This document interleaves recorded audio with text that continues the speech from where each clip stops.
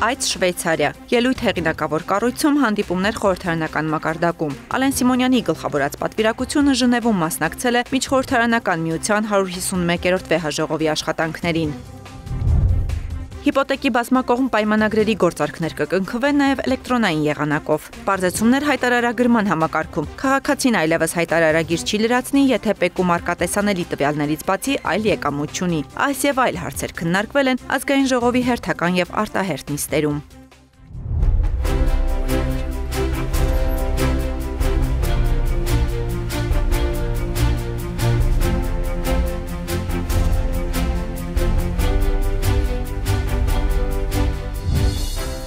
Շվեյցարիայում կայացավ Միջխորհրդարանական միության 151-րդ վեհաժողովը։ Ժնև մեկնեց ազգային ժողովի նախագահ Ալեն Սիմոնյանի գլխավորած պատվիրակությունը։ Միջազգային այս կազմակերպությանը մեր երկիրն անդամակցում է 1995-ից։ Համամարտկային հարցեր, գործընկերային կապեր ու աշխարհաքաղաքական զարգացումներ։ Այս հարցերն են, որ միավորում են անդամ երկրների խորհրդարանականներին։ Ալեն Սիմոնյանն իր գործընկեր Միջխորհրդարանական միության գլխավոր քարտուղար Մարտին Չունգոնգի հետ ունի ջերմ ու ընկերական հարաբերություններ, որոնք խորհրդարանական համատեքստում ընդգծվում են փոխգործակցային բարձր մակարդակով։ 151-րդ վեհաժողովը մեկնարկեց քննարկումներով, որոնց շրջանակում էլ մեր երկրի ազգային ժողովի նախագահը միջազգային իր գործընկերներին դիմեց ելույթով։ Առանցքում տարբեր երկրներում տեղի ունեցած ճգնաժամային իրավիճակներն ու հումանիտար կոլապսներն էին, որոնց առերեսվելու ցավոք դեռ այսօր էլ առերեսվում են մի շարք երկրներ։ Հայ ժողովրդի համար այս ընդհանուր քննարկման թեմայի կարևորությունը դժվար է գերագնահատել։ Հեղինակավոր կառույցի ամբիոնից շեշտեց Ալեն Սիմոնյանն ու դրվագ ներկայացրեց մեզ հայերիս պատուհասած աղետալի իրողությունները։ Ազգային ժողովի նախագահը նախ խոսեց 1988-ի Սպիտակի երկրաշարժից, որը խլեց տասնյակ հազարավոր կյանքեր եւ 100 հազարավոր մարդկանց թողեց անօթևան։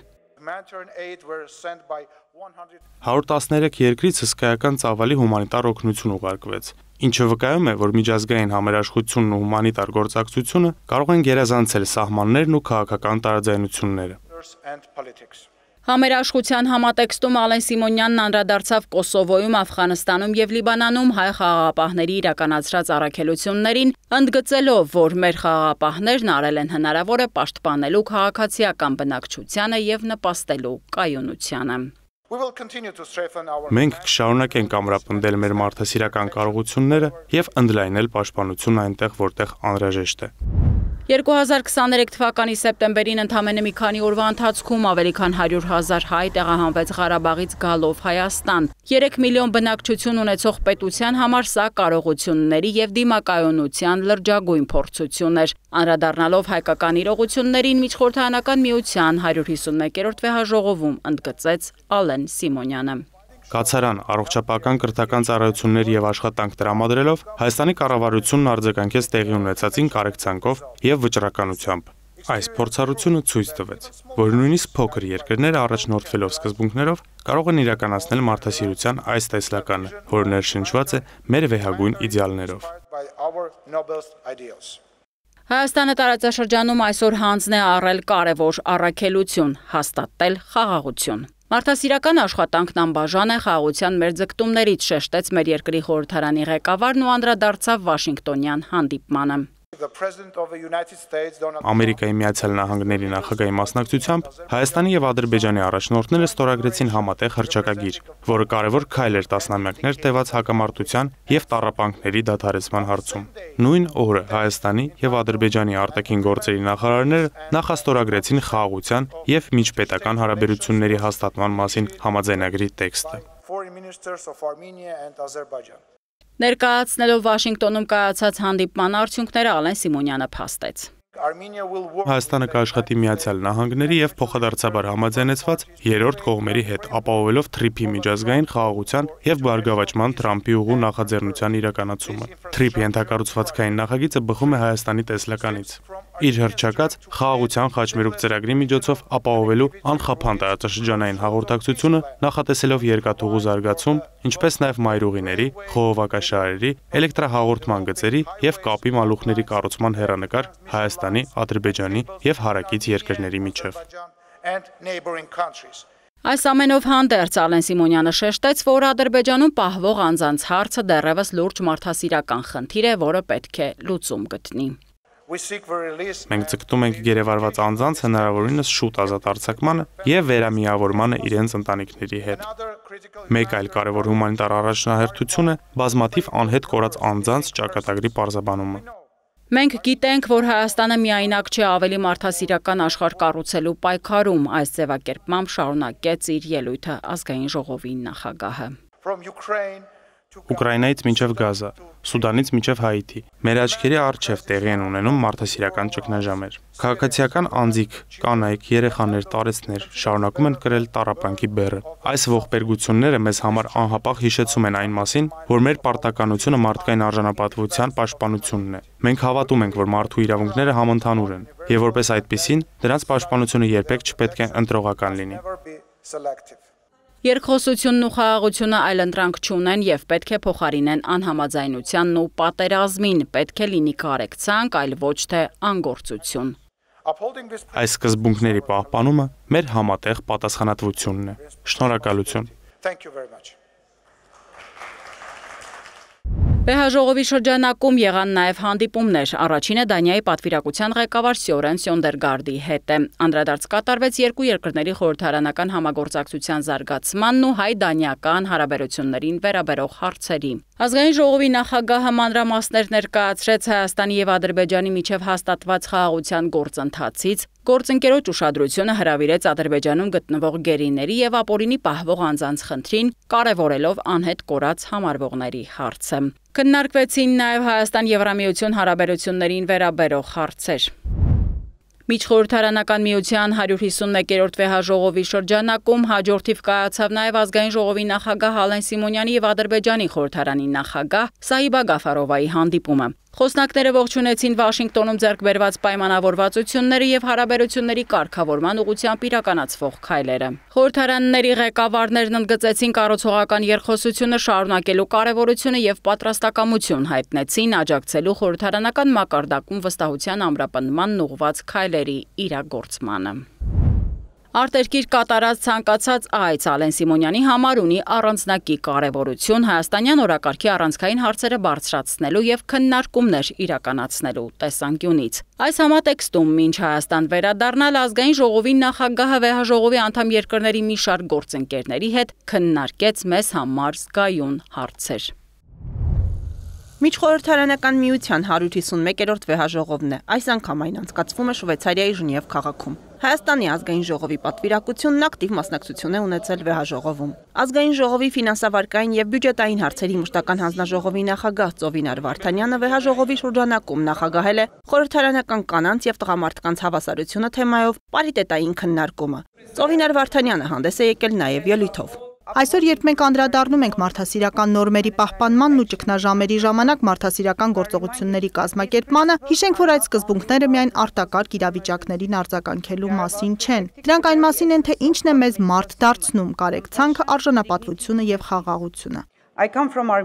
Ես Հայաստանից եմ, մի երկրից, որը շատ լավ գիտի հակամարտության, տեղահանության եւ կորուստների ցավը։ Հայաստանը սակայն գիտի նաեւ տոկունության ուժը վերականգնվելու կամքը եւ հույսի զորությունը։ Հանձնաժողովի նախագահն ընդգծել է, որ Հայաստանը պատրաստ է աշխատել բոլոր երկրների հետ։ Տասնամյակներ շարունակ մեր տարածաշրջանը տեսել է պատերազմներ ու բաժանումներ եւ սերունդներ են մեծացել վախի մթնոլորտում փոխադարձ վստահության փոխարեն։ Այնուամենայնիվ այսօր Հայաստանն ընտրել է այլ ուղի, խաղաղության ուղին։ Մենք վճռական ենք կառուցելու համերաշխ ապագա հարևան Ադրբեջանի հետ։ Սա դժվար, բայց պատվաբեր ճանապարհ է։ Այն պահանջում է անցյալի վերքերը բուժելու խիզախություն եւ հավատ, որ երկխոսությունը կարող է փոխարինել բաժանարար գծերին։ Սա միակ ուղին է, որը իսկապես համապատասխանում է մարդասիրական արժեքներին։ 151-րդ վեհաժողովին մասնակցել եւ ելույթ է ունեցել Կառույցում Հայաստանի ազգային ժողովի պատվիրակության անդամ Հասմիկ Հակոբյանը։ Մենք ապրում ենք մի ժամանակաշրջանում, երբ գլոբալ մարտահրավերները, պատերազմները, բռնի տեղահանությունները եւ բնական աղետները փորձության են ենթարկում ոչ միայն միջազգային իրավունքը, այլև մեր համընդհանուր բարոյական արժեքները։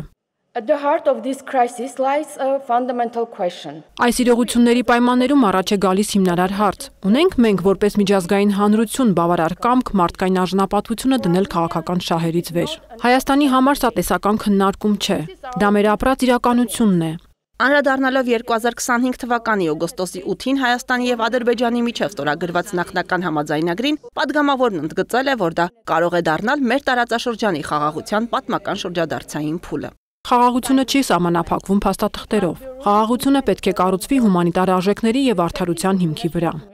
Միջազգային հումանիտար իրավունքի լիարժեք կիրարկումը նշանակում է պաշտպանել տեղահանված անձանց իրավունքներն ու անվտանգությունը, պահպանել մշակութային ժառանգությունը եւ ապահովել հումանիտար օգնության մատչելիությունը առանց խտրականության։ Ժնևում անցկացվող միջխորհրդարանական միության գլխավոր քարտուղարների ասոցիացիայի նիստին մասնակցել է Հայաստանի ազգային ժողովի աշխատակազմի ղեկավար գլխավոր քարտուղար Դավիթ Առաքելյանը։ Աշխատակազմի ղեկավարը հանդիպել է նաև Վրաստանի խորհրդարանի գլխավոր քարտուղար Կախա Օքրոջանաշվիլիի հետ։ Դավիթ Առաքելյանը եւ Կախա Օքրոջանաշվիլին անդրադարձել են աշխատակազմերի ստորաբաժանումների տարբեր ձևաչափերով համագործակցության հնարավորություններին, խորհրդարանական գործունեության ապահովմանն ուղղված աշխատանքներին։ Այս շաբաթ ազգային ժողովը գումարեց հերթական նիստերը, օրակարգում 28 հարցեր։ Նախ ազգային ժողովի կանոնակարգ սահմանադրական օրենքի համաձայն ազգային ժողովի կազմահամալրած պատգամավոր Պետրոս Մեղրյանն ազգային ժողովի նիստում երդվեց։ Հանուն համազգային նպատակների իրականացման եւ հայրենիքի հզորացման ու բարգավաճման երդվում եմ։ Այնուհետև խորհրդարանը քննարկեց պատիվ ունեմ խմբակցության հեղինակած ազգային ճգնաժամի եւ կառավարման ձախողման մասին հայտարարության նախագիծ նորակարգում ներառելու մասին հարցը, որին գլխադասային հանձնաժողովը տվել էր բացասական եզրակացություն։ Հիշեցնենք, որ ըստ նախագծի հեղինակների ազգային արտակարգ իրավիճակի միակ սահմանադրական լուծումն ազգային ժողովի կողմից վարչապետին անվստահություն հայտնելու գործընթացն է։ Որ Նիկոլ Փաշինյանին իշխանությունից հեռացնելը անհրաժեշտ է իրականացնել օր առաջ։ Դրա համար միակ գործիքը իմպիչմենտն է եւ հենց այդ տրամաբանությամբ մենք ներկայացրել ենք եւ նախաձեռնել ենք իմպիչմենտի գործընթաց։ Հարակից ելույթով հանդես եկավ պետական իրավական հարցերի մշտական հանձնաժողովի նախագահը Վլադիմիր Վարդանյանի համոզմամբ խորհրդարանում ընդդիմադիր երկրորդ ուժի ներկայացրած փաստաթղթի հիմքում առավելապես լսումներ անցկացնելու շարժառիթներ։ Համապատասխան քանակի դիմումների հավաքագրումը դեռևս բավարար չէ կառավարության անվստահություն հայտնելու համար։ Դա անհրաժեշտ է պարզապես որպես հիմք համապատասխան գործընթաց սկսելու համար, որտեղ ազգային ժողովը պետք է կառավարությանը անվստահություն հայտնի, բայց նաև հանձնաժողովի նիստում հնչեց շատ տրամաբանական այս պարագայում իրավական իսկ քաղաքական է ասեմ, հիմնավորում թե ինչ նպատակ կարա հետապնդի քաղաքական ուժը, որը ընտրություններից ամիսներ առաջ, հերթական ընտրություններից ամիսներ առաջ փորձում էր ամբողջ ռեսուրսը կենտրոնացնել գործընթացի վրա, որը բացարձակապես որևիցե արդյունք չի կարող բերել։ Հայաստան խմբակցությունը լիակատար աջակցում է նախագծին, սրանք խմբակցության քարտուղարի խոսքերն էին։ Նրանում արտահայտված հաստատումները ոչ միայն բավարար, անհրաժեշտ, այլ նույնիսկ մի բան էլ պակաս է ներկայացված եւ այս ընթացքում անդադ հիմնավորվում է դրանում արտացոլված բոլոր հիմնավորումները այս կառավարությանը տուն ուղարկելու ուղղությամբ։ Հետևաբար Հայաստան խմբակցությունը կողմ է քվեարկում հայտարարության նախագծի օրակարգում ընդգրկելու։ Խորհրդարանում իշխող ուժի դիրքորոշումը հայտարարության նախագծի վերաբերյալ հայտնեց խմբակցության ղեկավարը։ Քաղաքացիական պայմանագիր խմբակցությունը դեմ է քվեարկելու իմպիչմենտի բոլոր հնարավոր մեռելացին նախագծերին, որոնք կարող են հայտնվել ազգային ժողովի օրակարգում տարատեսակ դրսևորումներով, հայտարարության տեքստով կամ որևէ այլ աճպարության միջոցով։ Կողմ 24, դեմ 48, ձեռնպահ 2 որոշումը չընդունվեց ազգային ժողովի կողմից։ Մոտ 1 ժամ տևած քաղաքական բանավեճից ու քննարկումից հետո խորհրդարանն անցավ օրակարգային հարցերի քննարկմանը։ Կառավարությունը լրացումներ է առաջարկում քաղաքացիական օրենսգրքում եւ կից օրենքի նախագծում, կարգավորմամբ մեր երկրում հնարավոր կլինի հիփոթեկով գույք գնել հեռավար եղանակով առանց նոտարական վավերացման։ Ընթացակարգը հետեւյալն է՝ գույքը ձեռք բերողը, վարկային կազմակերպությունը կամ բանկը, որը ֆինանսավորում է գործարքը, եւ կառուցապատողը կամ այն անձը, որ նոտարում է անշարժ գույքը, էլեկտրոնային հարթակում կկնքեն խառապայմանագիր, որից հետո էլ բանկը կամ վարկային կազմակերպությունը կներկայացնեն դիմումները պետական գրանցման արդեն կադաստրի կոմիտեի էլեկտրոնային համակարգ։ Մի շարք երկրներում տեսել ենք, որ իրականում կա նման մեխանիզմ, գործում է եւ քաղաքացիները պատկերացրեք չլինելով Հայաստանի Հանրապետությունում, լինելով աշխարհի ցանկացած վայրում, հնարավորություն ունենալու այս նախագիծը կյանքի կոչելու արդյունքում հնարավորություն են ունենալու կնքելու գործարքները ցանկացած վայրից եւ ստանալու արդեն իրենց գրանցման վկայականները, կլինի դա գնման իրավունքի վերաբերյալ վկայական, թե սեփականության իրավունքի վերաբերյալ։ Կարգավորումն իմպերատիվ բնույթ չի կրում, հստակեցրեց տնտեսական հարցերի մշտական հանձնաժողովի փոխնախագահն ու խնդրեց կոմիտեի ղեկավարի տեղակալից հստակեցնել այն։ Այո, խոսքը իմպերատիվ կարգավորման մասին չէ, այսինքն բոլոր այն դեպքերում, երբ քաղաքացին կցանկանա իր գործարքը կնքել նոտարական վավերացմամբ, ապա վերջինս այս նախագծի արդյունքում չի զրկվում այդ հնարավորությունից։ Ուղղակի ունենում է ընտրության հնարավորություն կնքելու կամ կառավարության սահմանաստիպային ձևով պայմանագիրը առանց նոտարական վավերացման կամ գնալ նոտար եւ ունենալ նոտարական վավերացմամբ պայմանագիր։ Հաջորդիվ քննարկվեց տեսալսողական մեդիայի մասին օրենքում նախատեսվող փոփոխությունը, օրինագծի հեղինակներ Թագուհի Ղազարյանն ու Սիսակ Գաբրելյանն առաջարկում են հանրային հեռարձակողների թվի նվազագույն սահմանաչափը 3-ից դարձնել 2-ը։ Պատգամավորների համոզմամբ նախագծի ընդունման արդյունքում ֆինանսական միջոցներն առավել արդյունավետ կբաշխվեն։ Կրթական մշակութային կոնտենտի համար նախատեսված միջոցները այսուհետ բաշխելու է մուլտիպլեքսի բոլոր հեռուստաընկերությունների միջև եւ բոլոր հեռուստաընկերությունները հավասար մրցակցային հնարավորություն կունենան այդ հանրային միջոցներից օգտվելու եւ ապահովելու մշակութային եւ կրթական բովանդակության բազմազանություն։ Մտահոգություն կա, որ նախաձեռնության հիմնական նպատակը շողակաթ հեռուստաընկերության փակումն է, ինչպիսին է օրենքը մշակողների դիրքորոշումը, հետաքրքրվեց պատգամավոր Գեգամ Նազարյանը։ Այդ նպատակի մասին մենք հրապարակային հայտարարել ենք։ Այո, նախաձեռնությունը մասնավորապես այդ շողակաթ ՍՊ-ի հետ կապված խնդիրներն է կարգավորելու, որովհետև ինչպես լսեցիք, ինչպես զեկուցման ընթացքում ասեցի, այս տարիների ընթացքում շուրջ 3 միլիարդ դրամական միջոցներ առանց մրցույթի եւ մեկ անձից գնումների ընթացակարգով տրվել է մեկ կազմակերպության։ Ես կարծում եմ, որ թե ընդդիմության եւ թե քաղաքացիական հասարակության կողմից ավելի տեղին կլիներ բարձրացնել միջոցների անարդյունավետ ծախսման այս նախադեպը, որը ես այդպիսին եմ համարում։ Խորհրդարանական ընդդիմությանը սակայն դուր չեկավ հանրային հեռարձակողների թվի կրճատումը, ինչին անդրադարձավ նախագծի համահեղինակը։ Բոլորովին վերջերս քաղաքացիական պայմանագիր խմբակցության պատգամավորները նախագիծ ներկայացրեցին հանրային հեռարձակողների թիվը 2-ից 3-ը դարձնելու։ Այն ընդդիմությունը, որ այսօր դժգոհում է, թե ինչի ենք 3-ը 2 դարձնում, դեմ էր, ասում էր ոնց կարապետությունը 2-ը 3 սարքի, ահա ուզում եք ձեզ հերթական քարոզչան մեքենա։ Հիմա եկել ենք ասում ենք 3-ը դարձնենք 2, էլի դեմ եք խոսում։ Ես հասկանում եմ, որ դուք ամեն ինչին դեմ եք խոսում, բայց մի քիչ տրամաբանված պետք է լինի այդ դեմ խոսալը նաև։ Ավելին ասեմ, ունեք իմ նման լիազորություն, ես ձեզանից ոչ մի կետով ավել լիազորություն չունեմ։ Վաղը դրեք շրջանառության մեջ նախագիծ,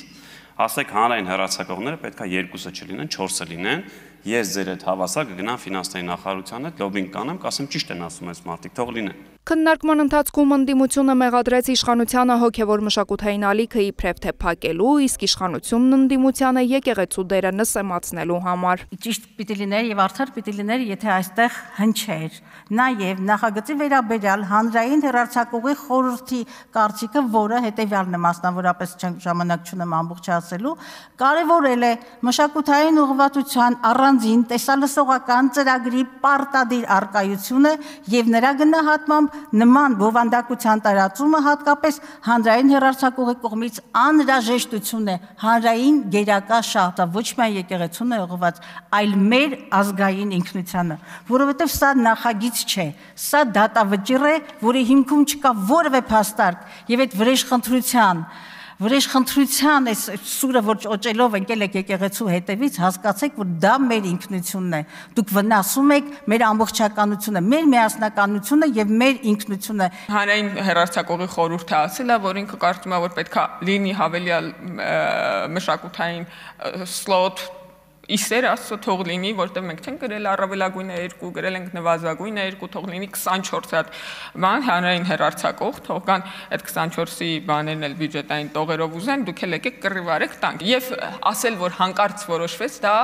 առնվազն ազնիվ չէ, առնվազն ես 7 տարի շարունակ այս թեմայից խոսում եմ, այս թեմայից խոսում են մի շարք հասարակական կազմակերպություններ, այստեղ խնդիր տեսնում են շատերը եւ շատ խնդիրներ ոչ թե միայն այն պահից ի վեր, ինչ Հայաստանի Ծառայական Սուրբ Եկեղեցին որոշել է կուսակցական գործունեությամբ զբաղվի, այլ դրանից առաջ։ Քվեարկության արդյունքում խորհրդարանն ընդունեց քննարկված նախագծերը։ Կապահովվի պետական պարտքի ոլորտի կարգավորման արդիական համակարգ միջազգային ֆինանսական կառույցների չափանիշներին համահունչ։ Խորհրդարանն առաջին ընթերցմամբ քննարկել է կառավարության ներկայացրած պետական պարտքի մասին օրենքում փոփոխություն կատարելու վերաբերյալ օրենսդրական փաթեթը։ Առաջարկվող փոփոխությունները ներկայացրել է ֆինանսների նախարարի տեղակալ Ավագ Ավանեսյանը։ Համար 1 պետական պարտքից, պետական պարտք սահմանումից դուրս է գալիս կենտրոնական բանկի պարտքը եւ ավալանում են համայնքների պարտքը։ Համար 2 կառավարության պարտքից հանվում են երաշիքները, որովհետեւ իրականում դա պարտք չի, դա ընդհանրապես պայմանական պարտավորություն է։ Նախագծով առաջարկվում է ամրագրել մի շարք փոփոխված եւ նոր կարգավորումներ, մասնավորապես սահմանել հանրային հատվածի պարտք հասկացությունը եւ դրա կազմում ներառել պետական պարտքը, հանրային հատվածի ֆինանսական եւ ոչ ֆինանսական կազմակերպությունների պարտքը, վերանայել պետական պարտքի ներգրավման նպատակները, ինչպես նաեւ պետական պարտքի կառավարման հիմնական նպատակը, նոր կարգավորումներին եւ միջազգային լավագույն փորձին համահունչ, ամրագրել պետական արտաժույթային պարտատոմսերի թողարկման հատուկ լիազորություն, այն վերապահելով լիազոր մարմնին, նախատեսել փոփոխությունների տարեկան ծրագրի մշակման եւ հրապարակման օրենսդրական պահանջ։ Սա ֆունդամենտալ փոփոխություններ է, նպատակը հետեւյալն է, եթե շատ կարճ ասենք, առաջինը մեր պետական պարտքի վերաբերող վիճակագրությունը համապատասխանեցնել միջազգային չափանիշներին, այսինքն ինչը որ ընդունված է մեր գործընկերների մոտ, եւ երկրորդը բարձրացնել թափանցիկության աստիճանը։ Օրենսդրական նախաձեռնության ընդունման նպատակներից է նաև նորմատիվ իրավական կարգավորմամբ գործնականում առաջացած եւ օրենսդրական կարգավորում պահանջող հարցերի եւ խնդիրների լուծումը։ Ֆինանսների նախարարությունն այսուհետ ավելի հեշտ կհավաքագրի պայմանական պարտավորությունների եւ ֆիսկալ ռիսկերի մասին տեղեկատվությունը։ Օրենքի նախագիծն առաջին ընթերցմամբ քննարկվել է ազգային ժողովի հերթական նիստերի ընթացքում։ Մեր կանզապետական համակարգում կա պահանջ, որ երբ որ պետությունը պայմանագրային պարտավորություն է ստանձնում կամ համաձայնագիր, որը պայմանագրային պարտավորություն կարող է պարունակել, ապա այդ պայմանագրային պարտավորությունը պետքա գրանցվի կանզապետարանում, այլապես ինքը, ասենք, գոյություն չունի։ Կար խնդիր, որովհետև որոշ ձևակերպումներ եւ որոշ հաշվապահական շրջանակներ ասում էին, որ դե պայմանագրային պարտավորությունը եւ պայմանական պարտավորությունը տարբեր բաներ են։ Բարձրաձայնված խնդիրը վերացնելու նպատակով էլ կառավարությունը ձեռնամուխ է եղել բյուջետային համակարգի մասին օրենքում կատարել փոփոխություններ եւ լրացումներ, սահմանելով հարկաբյուջետային հատուկ ռիսկերի նյութականացման, գնահատման եւ կառավարման դրանց վերաբերյալ տեղեկատվության հրապարակայնությունն ապահովող դրույթներ։ Մենք հիմա կանոն ենք սահմանում, որի համաձայն մինչեւ համապատասխան պայմանական պարտավորություն ստանձնելը կամ նման համաձայնագիր կնքելը, որի մեջ կարող են լինել պայմանական նման պարտավորություններ, պետք է ստանալ լիազոր մարմնի կարծիքը եւ նոր համապատասխան գործողություններ իրականացնել։ Փոխնախարարի խոսքով այդ պայմանական պարտավորություն պարունակող պայմանագրերը նորից ենթակա են գրանցվելու Գանձապետարանում։ Եվս մի մաս, մինչև այժմ մենք, եթե նկատել եք բյուջետային զեկույցներում մեր եւ ՄԺԾ-ում ներառում ենք ֆիսկալ ռիսկերի մասին զեկույցը, սպეციფიկ ֆիսկալ ռիսկերի մասին զեկույցը, որը ներկայիս դրությամբ տարածաշրջանում լավերից է գնահատվում, սակայն այդ ներառումը միշտ եղել է, ասենք, ավելի շատ կառավարության բարի կամքի դրսևորում։ Եվ քանի որ մենք կարող ենք հիմա արդեն պնդել, որ փորձնական շրջանը ավարտվել է, մենք հիմա արդեն պահանջ ենք սահմանում, որի համաձայն համապատասխան տեղեկատվությունը միշտ պետք է ներառել, այսինքն պայմանական պարտավորությունները միշտ պետք է ցույց տալ համապատասխան զեկույցներում, որպեսզի ազգային ժողովը իր հարկաբյուջետային ռիսկերի վերաբերյալ ամբողջական տեղեկացված լինի եւ բյուջետային որոշումները կայացնի ամբողջական տեղեկատվության պայմաններում։ Օրենքում կատարվող փոփոխությունների արդյունքում ֆինանսների նախարարությունն ավելի հեշտ է կարողանալու հավաքագրել տեղեկատվություն պայմանական պարտավորությունների եւ ֆիսկալ ռիսկերի մասին, ուստի էական բարձրանալու է ֆիսկալ թափանցիկության մակարդակը։ Ազգային ժողովի հերթական նիստերի ընթացքում հանրային ծառայությունները կարգավորող հանձնաժողովի անդամ է ընտրվել Կամո Սարգսյանը, իսկ կենտրոնական բանկի խորհրդի անդամ է ընտրվել Արմեն Քթոյանը։ Հայաստան խմբակցության ղեկավար Սեյրան Օհանյանն ու խմբակցության падգամավորները հանդիպել են Հայաստանում Եվրամիության պատվիրակության ղեկավար արտակարգ եւ լիազոր դեսպան Վասիլիս Մարագոսին։ Անդրադարձ է կատարվել հանրապետությունում ստեղծված ներքաղաքական իրավիճակին, մարդու իրավունքների պաշտպանության, ժողովրդավարության, խոսքի ազատության հետ կապված խնդիրներին։ Մտքեր են փոխանակվել Ադրբեջանում պահվող անձանց հարցի, իշխանություն, ընդդիմություն հարաբերությունների վերաբերյալ։ Հերթական նիստերից հետո падգամավորների նախաձեռնությամբ գումարվեց արտահերթ նիստ, քննարկման դրվեցին մի քանի նախագծեր, օրենսդրական կարգավորումներ դատաիրավական համակարգում, վերանայումներ մեդիա ոլորտում։ Առանցքում էր եկամուտների համընդհանուր հայտարարագրման համակարգը, որը մեր երկրում փուլային տարբերակով ներդրվեց 2023 թվականից։ Փոփոխություններ հարկային օրենսգրքում եւ կից ներկայացված փաթեթում հեղինակը քաղաքացիական պայմանագիր խմբակցության падգամավորներն են։ Նախագիծը մանրամասնում է ազգային ժողովի տնտեսական հարցերի մշտական հանձնաժողովի նախագահի տեղակալը։ Հայտարարատու անձանց խմբերի շրջանակը եւս ընդլայնվում է աստիճանական կարգով, վերջին 3-րդ փուլի հայտարարատու են հանդիսանալու մեր երկրի բոլոր քաղաքացիներն, այդ թվում կենսաթոշակառուները։ Կիրարկման ժամանակահատվածում վերանայումներ եղել են, վերջինը վերջնաժամկետի փոփոխություններ։ Հայտարարագիրը լրացնելու համար պետք էր ունենալ էլեկտրոնային ստորագրություն, այսինքն կամ ID card կամ eSIM, եւ մեր հայրենակիցներից շատերը միանգամից այդ մեծ հոսքի պատճառով հնարավորություն չեն ունեցել ստանան այդ քարտերը եւ մենք այն ժամանակ հայտարարագրերի վերջնաժամկետը երկարաձգեցինք մինչեւ նոյեմբերի 1-ը, որը նաեւ հաջորդ տարվա համար է պահպանվելու։ Ելնելով եկամուտների համընդհանուր հայտարարագրման վիճակագրությունից իշխող խմբակցության падգամավորները նախաձեռնել են մեկ այլ փոփոխություն։ Դիտարկվեց այն հանգամանքը, որ հայտարարագիր ներկայացրած շուրջ 140,000 քաղաքացիների զգալի մասը այն լրացրել է առանց որևէ փոփոխության։ Այսինքն պետական եկամուտների կոմիտեն, երբ քաղաքացիների հայտարարագրերը ինքնաշխատ տարբերակով լրացնում է, քաղաքացիների մեծ մասը այդտեղ որևէ փոփոխություն չեն կատարել եւ հաստատել են ուղղակի այն տարբերակով, ինչ տարբերակով, որ նախալրացված է եղել։ Եվ մի ստվար խումբ էլ մեր քաղաքացիների, մոտավորապես 20%-ը, այդտեղ ավելացրել է ընդամենը մեկ կոմպոնենտ, մեկ-երկու կոմպոնենտ, որոնք վերաբերել են հիմնականում ստացված վարկերին եւ փոխառություններին եւ ավանդներից ստացած եկամուտներին։ Ինչպես փաստում է Բաբկեն Թունյանը, հաշվի առնելով վիճակագրական պատկերը, հայտարարատու անձանց պատասխանատվության մեթոդները խորհրդարանականները նախագծով առաջարկում են մոտիվացիոն բնույթ կրող փոփոխություններ։ Հայաստանի Հանրապետության բոլոր այն քաղաքացիները, որոնք որ հայտարարատու են ըստ օրենքի, կարող են մինչև վերջնաժամկետը չմտնել եւ չլրացնել իրենց հայտարարագրերը եւ իրենց հայտարարագրերը կհամարվեն լրացված եւ հանձնված այն ինֆորմացիայի հիման վրա, որը որ պետական եկամուտների կոմիտեին տեսանելի է։ Եվ ըստ այդմ պետական եկամուտների կոմիտեի տվյալների հիման վրա լրացված հայտարարագիրը կհամարվի լրացված եւ հանձնված։ Ըստ այդմ նաեւ վերացնում ենք պատասխանատվությունը հայտարարագիր չլրացնելու համար։ Կարևոր փոփոխությունների շարքում падգամավորը մատնանշում է նաև սոցիալական կրեդիտների համակարգն ու դրանից օգտվելու պայմանը։ Այն հնարավորությունը, որ մարդիկ կարող էին իրենց վճարած եկամուտների եկամտային հարկի հաշվին փոխհատուցում ստանալ կրթության եւ առողջապահության գծով կատարած ծախսերի ուղղությամբ, այդ հնարավորությունը կտրվի ամեն դեպքում այն մարդկանց, ովքեր գոնե մուտք կգործեն եւ թեկուզ առանց որևէ փոփոխության հայտարարագիրը կհանձնեն կամ կհաստատեն։ Նախագծով պետական եկամուտների կոմիտեին կտրվի հնարավորություն ունենալու հասանելիություն նաև ֆոնդային բորսաների որոշակի տվյալներին, որպեսզի ինքնաշխատ լրացվեն նաև արժեթղթերից ու ավանդներից ստացված եկամուտները։ Ավանդատուն էլեկտրոնային հարթակում պարզ գործողությամբ պետք է տա իր համաձայնությունը։ Որպեսզի ինքը ձեռքով չլրացնի, օրինակ ավանդից ինչքան տոկոս է ստացել, կլինի համապատասխան դաշտ, որով մարդը իր համաձայնությունը կտա պետական եկամուտների կոմիտեին եւ պետական եկամուտների կոմիտեն քաղաքացու փոխարեն բանկից կստանա ավանդներից ստացած եկամուտների վերաբերյալ տվյալները եւ ավտոմատ կլրացվի։ Փաթեթով հստակ սահմանված է հայտարարագրման մեխանիզմը նաեւ արտագնա աշխատանքի մեկնողների համար։ Իրենց ընտանիքներին գումար ուղարկելու դեպքում հայտարարատու կհամարվեն այն անձինք, ովքեր հանդիսանում են Հայաստանի Հանրապետության քաղաքացի եւ Հայաստանի Հանրապետության ռեզիդենտ։ Եթե մարդը Հայաստանի քաղաքացի է, բայց փաստացի տարվա 11 ամիսը գտնվում է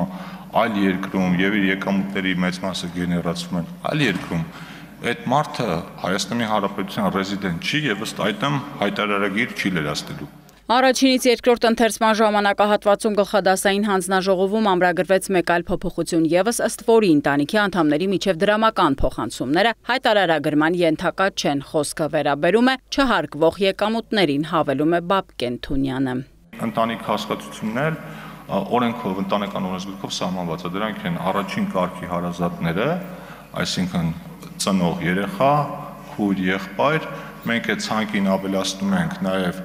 օրինական ամուսիներին, կառավարության մեր գործընկերները նաև առաջարկում են այդ ցանկին ավելացնել նաև պապիկների եւ տատիկների կողմից թոռնիկներին ուղարկվող փոխանցումներ։ Պատգամավորն անդրադարձավ նաև որոշ շրջանակների կողմից տարածվող հայտարարություններին, թե փոփոխություններն արվում են ընտրական պրոցեսներից առաջ ու հավելեց. Տեսեք, հարգելի քաղաքացիներ, սա մեր պայքարի արդյունքն է, կային որոշ մարդիկ, որոնք այդպես ներկայացնում են։ Ուզում եմ նշել, որ մենք այս մասին խոսում ենք բավական վաղուց եւ դեռևս այս տարվա սկզբին հայտարարել ենք, որ եկամուտների հայտարարման համակարգը կպարզեցվի եւ մենք համապատասխան փոփոխություններով հանդես կգանք աշնանը, այսինքն մենք կատարում ենք մեր խոստումը։ Եկամուտների համընդհանուր հայտարարագրման համակարգի փոփոխությունների մասով առկա է խորհրդարան կառավարություն լիակատար կոնսենսուս։ Կառավարությունը համագործակցել է օրենսդրական նախաձեռնության հեղինակների հետ եւ բնականաբար ողջունում է այս նախաձեռնությունը։ Այսպիսով ներկայացված օրենսդրական փաթեթը խորհրդարանն ընդունեց երկրորդ ընթերցմամբ եւ ամբողջությամբ։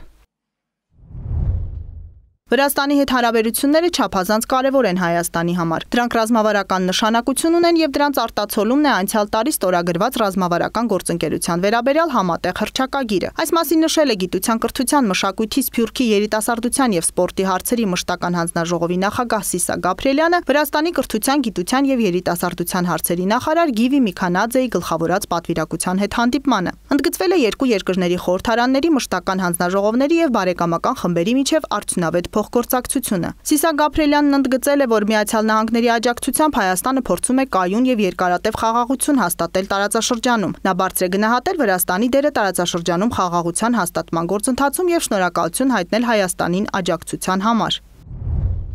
Հաշմանդամություն ունեցող անձանց հասարակության մեջ լիարժեք ապրելու իրավունքի ապահովմանը վերաբերող հարցեր են քննարկվել աշխատանքի եւ սոցիալական հարցերի մշտական հանձնաժողովում մի շարք կազմակերպությունների ներկայացուցիչների հետ հանդիպմանը։ Հայաստանն ընդունել է հաշմանդամություն ունեցող անձանց իրավունքների մասին օրենք, որով ամրագրվել են անկախ կյանքի կենտրոնների անձնական օգնականի ինստիտուտի մասին դրույթները։ Անձնական օգնականի ինստիտուտը Հայաստանում գործում է շուրջ 1.5 տարի, ծառայություն է մատուցվել դեռևս 100 անձի։ Նշվել է, որ անկախ կյանքի կենտրոնների առումով ավելի արդյունավետ կլինի, եթե դրանց կառավարումն իրականացվի հաշմանդամություն ունեցող անձանց իրավունքներով զբաղվող հասարակական կազմակերպությունների կողմից։ Հյուրերը ներկայացրել են անկախ կյանքի կենտրոնների գործունեությունը Եվրամիության անդամ երկրներում։ Ընդգծվել է, որ հաշմանդամություն ունեցող անձանց հանրության մեջ լիարժեք իրացվելու իրավունքից բխող պահանջ է նաև օրենքով նախատեսված ուսման կամ աշխատանքի հետ կապված անձնական օգնականի տրամադրումը։ Հայ-ուրուգվայական հարաբերությունների զարգացման հեռանկարներն են քննարկել Հայաստան-Արգենտինա, Հայաստան-Ուրուգվայ բարեկամական խմբի ղեկավար Իշխան Սաղաթելյանն ու բարեկամական խմբի անդամները մեր երկրում Ուրուգվայի դեսպան Սիլվանա Լեսկա Բարոլինի հետ հանդիպմանը։ Իշխան Սաղաթելյանը շնորհավորել է Սիլվանա Լեսկա Բարոլինին դեսպան նշանակվելու կապակցությամբ, համոզմունք հայտնել, որ իր գործունեությամբ վերջինս կնպաստի երկկողմ հարաբերությունների առավել զարգացմանը։ Ուրուգվայի խորհրդարանում նոր ձևավորված Ուրուգվայ-Հայաստան միջխորհրդարանական բարեկամական խմբում ընդգրկվել են ազգությամբ հայ ներկայացուցիչներ, ընդգծել է դեսպանն ու երկու երկրների հարաբերություններում կարևորել հայ համայնքի դերը։ Հանդիպման ընթացքում կարևորվել է Ուրուգվայում Հայաստանի դեսպանության բացումը, անդրադարձ է եղել Ադրբեջանում գտնվող անձանց, նրանց նկատմամբ իրականացվող անօրինական կեղծ դատավարություններին, մեր երկրի ներքին ու արտաքին մարտահրավերներին։ Կողմերն արձանագրել են, որ երկկողմ հարաբերություններում դեռևս առկա է չիրացված ներուժ։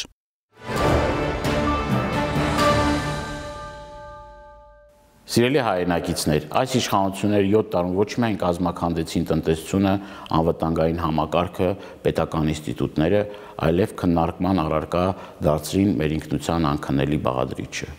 Այսօր ուզում եմ խոսել հատկապես հայ առաքելական Սուրբ Եկեղեցու դեմ ծավալված աննախադեպ արշավի մասին։ Դեռևս 2018 թվականին մեկնարկած Նոր Հայաստան, Նոր Հայրապետ շարժումից կարելի էր ենթադրել, որ այս իշխանությունների թիրախում ոչ միայն ամենայն հայոց կաթողիկոսն է, այլև հենց եկեղեցին, որպես ազգային եւ հոգեվոր կառույց։ ԿԳՄՍ նախարարության որոշմամբ մեր երեխաներն այսօր դպրոցներում չեն ասնում հայոց եկեղեցու պատմություն առարկան։ Այս օրերին շինչ ու գործեր են հարուցում հոգեվորականների դեմ։ Անազատության մեջ են Բագրատ, Միքայել, Մկրտիչ սրբազանները, ի պաշտպանություն եկեղեցու խոսք հնչեցրած ազգային բարերար Սամվել Կարապետյանը։ Այս ամենի նպատակը մեկն է՝ բաժանիր, որ տիրես։ Իշխանության ղեկը ստանձնած մարդը չի հանգստանում, մինչև վերջնականապես չպարակտի հանրությանը։ Մեջտեղ գցելով կեղծ օրակարգեր, ամեն կերպ շեղում է մեր քաղաքացիների ուշադրությունն իրական խնդիրներից, հովանավորելով չարիքը, կեղծիքը, բանսարկությունը, դավաճանությունն ու մատնությունը փորձում է հանրությանը վերածել առանց արժեքների զանգվածի, որի միակ նպատակը կենսական կարիքների բավարարումն է։ Այլևս ակնհայտ է բոլորի համար, որ այս մարդը թիրախավորելով եկեղեցին կատարում է թշնամու հերթական պահանջը։ Պատահական չէ, որ երբ Փաշազադեն մեղադրանքներ է հնչեցնում հայրաքելական եկեղեցու հասցեին, վերջինս ուժեղացնում է ճնշումները։ Հայտարարք ցածր վարկանիշ ունեցող այս անձին բնական է, որ պետք է անհանգստացներ եկեղեցու բարձր վարկանիշը, ինչը խոսում է մեր ժողովրդի շրջանում այս կառույցի հանդեպ անվերապահորեն վստահության մասին։ Արձանագրենք նաև, որ որևէ պետական պաշտոնյա իրավունք չունի միջամտելու եկեղեցու գործերին, քանի որ պետությունը անջատ է եկեղեցուց։ Դրսից դատավոր մի բերեք ներսի հարցերը լուծելու համար, ասում է Պողոս Առաքյալը։ Իսկ ինչու է արշավանք սկսվել եկեղեցու դեմ։ Հայ առաքելական եկեղեցին ոչ միայն հոգևոր, այլև ազգային եւ մշակութային կառույց է։ Մեր ամենից օրհասական պահերին եկեղեցին է ստանձնել ժողովրդի համախմբելու, առաջնորդելու առաքելությունը։ Հայ հոգևորականը մշտապես կանգնել է հայ զինվորի կողքին, մի ձեռքին խաչն ու Աստվածաշունչը, մյուսը զենքը պայքարել է մեր հայրենիքի փրկության համար։ Սիրելի հայրենակիցներ, խնդրում եմ այս ելույթն ընդունել որպես հայ առաքելական եկեղեցու շուրջ համախմբվելու կոչ։ Աջակցեք եւ պաշտպանեք մեր սրբության սրբոցը, որը դարեր շարունակ ինքն է պաշտպանել մեզ։ Բաշիբոզուկների ոտքը չպետք է մտնի վեհարան։ Հայ առաքելական Սուրբ եկեղեցու դեմ արշավը դատապարտված է ձախողման։ Աստված պահապան մեր ազգին ու հայրենիքին։ Շնորհակալություն։